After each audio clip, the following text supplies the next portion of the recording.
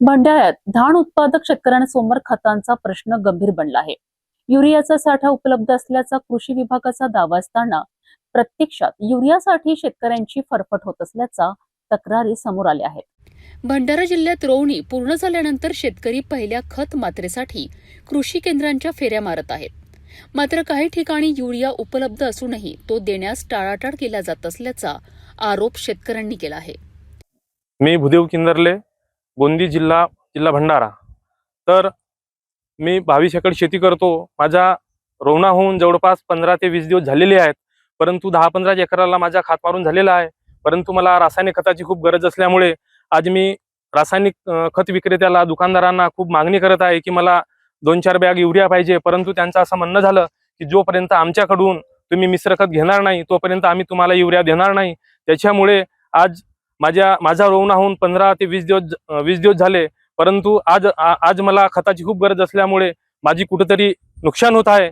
तरी या नुकसानीकडे शासनानं लक्ष देण्याची कृपा करावी आणि मलाच नाही तर असे अनेक शेतकरी आहेत त्यांना सुद्धा म्हणजे ह्या आपल्या पालांदूर क्षेत्रामध्ये किंवा भंडारा जिल्ह्यामध्ये रासायनिक खताचा म्हणजे युरियाचा तुटवडा भासणार नाही। त्यासाठी शासनानं त्वरित या रासायनिक खत विक्रेत्यांकडे लक्ष देऊन त्यांना त्वरित तो पुरवठा करण्याची कृपा करावी आणि कोणत्याही प्रकारचा नुकसान होणार नाही याकडे शासनाने सुद्धा लक्ष द्यावं।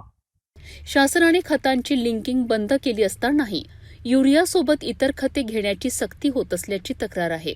त्यामुळे शेतकऱ्यांमध्ये संतापाचे वातावरण आहे। कृषी विभागाने मात्र जिल्ह्यात खतांचा पुरेसा साठा असल्याचे स्पष्ट केले असून लिंकिंगची अट घालणाऱ्या कृषी केंद्राविरोधात तक्रार करण्याचे आवाहन केले आहे। आता शेतकऱ्यांच्या आरोपांवर कृषी विभाग काय कारवाई करणार याकडे लक्ष लागले आहे।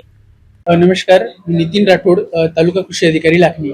तर आता सध्याची परिस्थिती पाहता आपल्या तालुक्यामध्ये युरिया साधारण 733.05 मेट्रिक टन, त्यानंतर एसएसपी जो खत आहे तो 586.80, संयुक्त जे खत आहे त्याच्यामध्ये 1414 मेट्रिक टन आणि एमओपी 16.2 मेट्रिक टन असा साठा उपलब्ध आहे आणि पुरेशा प्रमाणात हा साठा आपल्या तालुक्यामध्ये उपलब्ध आहे।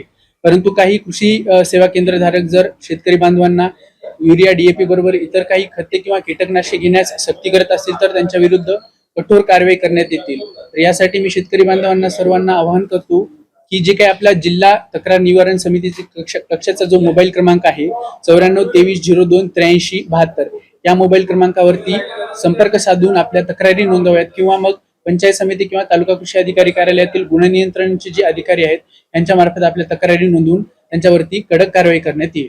धन्यवाद। खतांचा पुरेसा साठा असल्याचा दावा आणि युरियासाठी शेतकऱ्यांची सुरू असलेली फरफट यातील विरोधाभास दूर करण्याकरिता कृषी विभागाने तातडीने तपासणी करून सत्य समोर आणण्याची गरज आहे।